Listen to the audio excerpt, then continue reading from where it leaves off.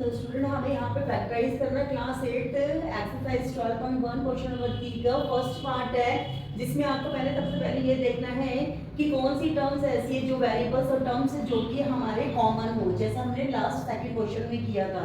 तो अगर हम फर्स्ट टर्म सेकंड टर्म में देखते हैं तो इसमें x और x जो वेरिएबल वो सेम है, और अगर सेकंड टर्म और थर्ड टर्म और फोर्थ टर्म में देखते हैं तो 8 और 8 जो है वो सेम है। तो अब हम इनका पेयर में ग्रुपिंग करके हम इसका फैक्टराइज कर लेते हैं। दैट मींस यहाँ पे अगर हम इन दोनों आगे की दोनों टर्म्स ले लेते हैं और उसके अंदर हम x को कॉमन लेके चलते हैं, ठीक है। तो हम इसे फैक्टराइज कर रहे हैं। बस हम दोनों टर्म्स के बारे में देखते हैं। तो x को अगर x से मल्टीप्लाई करते हैं तो x स्क्वायर आ गया, और x को y से मल्टीप्लाई करते हैं तो xy आ गया, ठीक है। इसी तरीके से अब हम सेकंड पेयर बना रहे हैं, ग्रुपिंग कर रहे हैं। तो इसमें हमने 8 को कॉमन देखा है तो 8 बाहर ले लेते हैं, ठीक है। और जो अंदर वाला आ गया वो जो हमारे लेफ्ट रह गया x प्लस वाई। अगर दोनों वेरिएबल सेम होते तब तो हम एक कॉमन बाहर ले सकते थे, अब वेरिएबल्स दोनों अलग थे इसलिए हम नहीं ले सकते। दूसरा हमें यहाँ पे फैक्टराइज करते तो हमें ये देखना होता है कि जो ब्रैकेट में हमारे पास टर्म्स आती है, जो वैल्यूज आती है वो सेम होनी चाहिए, क्योंकि इन दोनों को मिला के हमारा एक ग्रुप बन जाता है, एक फैक्टर बन जाता है। तो अब जो हमारे पास ब्रैकेट के बाहर है x प्लस 8, ये हमारा फर्स्ट बन गया, और जो x प्लस वाई है वो हमारा दूसरा फैक्टर बन गया, फैक्टराइज हो गया। सेकंड क्वेश्चन में देखते हैं हमारे पास कौन सा कॉमन है। तो देखिए यहाँ पे x है, यहाँ पे भी x है, और यहाँ पे y है बट यहाँ पे नहीं है। या तो हम 15xy और 5y को ले सकते हैं साथ में, नहीं तो हम 15xy और -6x को एक साथ ले लेते हैं, क्योंकि इन दोनों के कॉमन फैक्टर जो है वो 3 आ गया हमारे पास। तो इस तरीके से हम इन दोनों को पहले ले लेते हैं, दोनों टर्म्स को 3, और इसके साथ x जो है वो कॉमन है, जो कि हमने सेकंड क्वेश्चन में अभी देखा था। तो 3 का टेबल कितनी बार काउंट करूं कि 15 आ जाए, तो 3 5 15, और लेफ्ट क्या बचा है x, तो यहाँ लग गया 3 5 15 15x, कौन सा बचा y, माइनस का साइन लगा लेते हैं। 3 को कितनी बार मल्टीप्लाई करूं कि 6 आ जाए तो 2 आ गया, और x एज इट इज वहां पे सेम मल्टीप्लाई होकर आ जाएगा। अब हमें ध्यान रखना है कि जो ब्रैकेट में वैल्यूज आएंगी वो हमारी इधर वाली ब्रैकेट में भी सेम आनी चाहिए, इतनी बात हमें हमेशा ध्यान रखनी है। तो 5/-2 अगर मैं ब्रैकेट के बाहर रखती हूँ तो यहाँ मेरे पास क्या बचता है, ओनली 1 बचता है, तो हम यहाँ पे 1 लिख देंगे, ठीक है। अब 3x और प्लस 1, ये मेरा एक फैक्टर बन गया स्टूडेंट, और जो दूसरा फैक्टर वो मैं यहाँ पे, अब इन फैक्टराइज को कभी कभी ओपन करने के लिए भी आता है, जबकि हम पीछे पढ़ चुके हैं तो उसमें हमें ये करके देख लेना होता है। देखिए 3 5 15, वेरिएबल लगाएंगे x y, आगे वैल्यू, फिर 3 को 2 से मल्टीप्लाई करते थे, 3 2 6, माइनस है यहाँ पे प्लस था, माइनस प्लस माइनस हो गया, तो 3 2 6, और x जो है वेरिएबल आ गया सेम। अब उसी 1 से हमें आगे वाले फैक्टर्स को मल्टीप्लिकेशन करना, तो 1 5 5 प्लस का था, और 1 2 2 माइनस का था, प्लस माइनस माइनस, ठीक है। इस तरीके से आप वेरिफिकेशन ओरल करके देख सकते हैं माइंड में, अगर आपको कोई कंफ्यूजन लगता है कि मेरा फैक्टराइज सही हुआ है या गलत हुआ है, ठीक है। अब थर्ड क्वेश्चन कर लेते हैं हम इस तरीके से। तो थर्ड में भी हमें कॉमन देखना है वेरिएबल x और x, एंड ये दोनों y y, तो हम तब इसमें कॉमन x x है और यहाँ y y है, ठीक है ना। तो हम x को बाहर ले लेते हैं स्टूडेंट, और a प्लस b अंदर आ गया। सेम वही ब्रैकेट को आपको अंदर सेम आना है, आपको ध्यान रखना है कि ब्रैकेट वाला हमारा a फैक्टर होता है, यहाँ माइनस का ये भी ध्यान रखना है। तो हम y को जो माइनस में ले लेते हैं, ठीक है स्टूडेंट। तो x माइनस वाई हमारे पास एक बन गया, और a प्लस b हमारा सेकंड फैक्टर बन गया।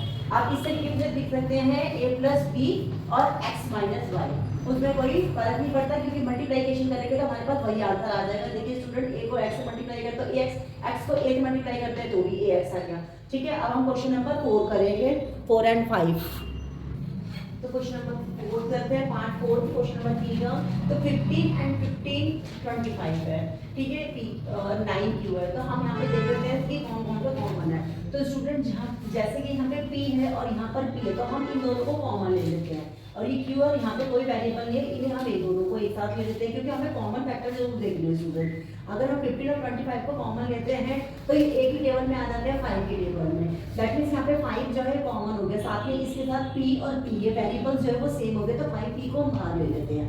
अगर आपको एक और स्टेप बनाना है स्टूडेंट, तो आप एक स्टेप साथ में ले सकते हैं।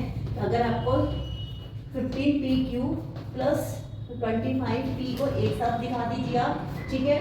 और उसके बाद 15 प्लस का साइन आएगा 15 प्लस 9q, इसे एक साथ कर लीजिए। अब इनको आप फैक्टराइज कर लीजिए तो 5p बाहर आ जाएगा, 5 3 15 आ गया, 15 के साथ q लगा दीजिए और 5 5 25, ठीक है। अब आपको ध्यान रखना है कि जो हमने ब्रैकेट में लिया है वो हमारी दूसरी तरफ ब्रैकेट में आएगा ही आएगा, तो उसे हम सेम एज इट इज लिख लेते हैं स्टूडेंट। अब हम देखते हैं कि इसको हमने किससे किया जो हमारे पास सेम आ जाए, तो हम इसे 3 के टेबल से ले लेते हैं स्टूडेंट। अगर 3 के टेबल से लेते हैं तो हमारा ऊपर वाला इक्वेशन आ जाएगी, ऊपर वाली टर्म्स। तो यहाँ देखिए हमने 3 से लिया तो 3 3 9 9 क्यों आ गया, 3 5 15 15 आ गया, ठीक है, प्लस का है।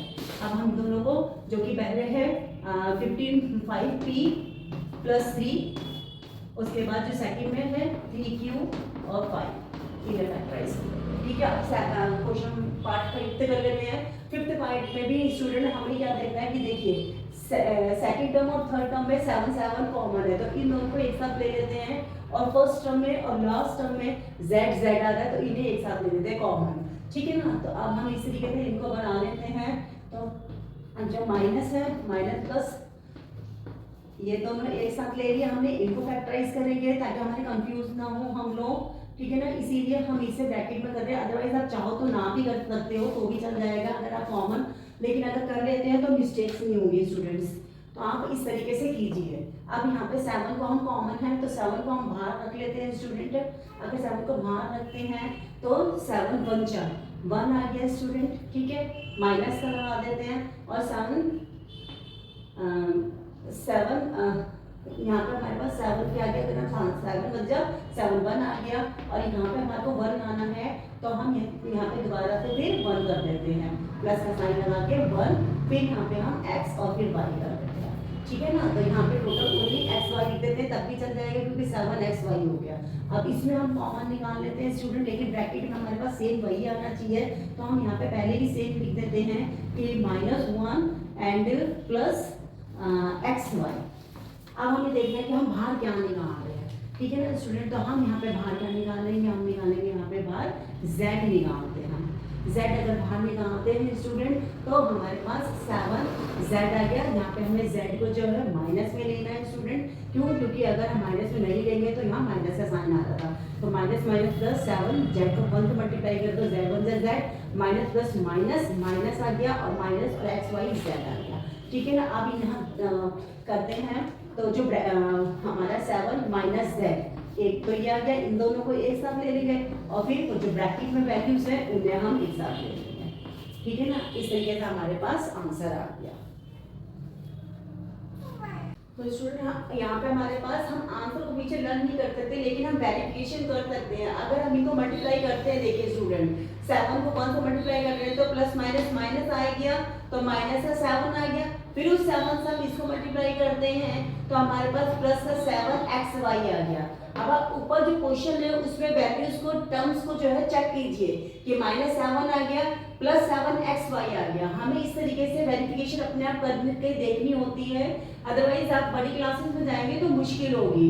अब यहाँ पे z को 1 से मल्टीप्लाई करते हैं तो हमारे पास minus plus minus minus plus आ गया, प्लस आया तो यहाँ पे हमारे पास z आ गया, जो कि यहाँ पे ऊपर टर्म्स में जो z दिया था वो प्लस का दिया गया था। अब उसी z से हम सेकंड वाली फैक्टर के ग्रुप को मल्टीप्लाई करते हैं तो 7 को अगर हम xy से मल्टीप्लाई करते हैं तो हमारे पास क्या आ जाता है स्टूडेंट, xy z आ जाता है, लेकिन साइन क्या लगेगा, प्लस माइनस माइनस का लग जाएगा जो कि ऊपर दिया हुआ है। इस तरीके से हमारे आंसर जो है वो करेक्ट होते हैं।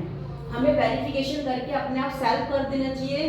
टर्म्स का इधर उधर होना गलत नहीं होता है, आंसर बिल्कुल सही होता है, बट आपको ये देखना है कि जो मैंने फैक्टराइज किया उसमें मल्टीप्लिकेशन करके एक्सप्रेशन सही आ रही है कि नहीं आ रही है, साइन सही है या नहीं है, ठीक है, ओके।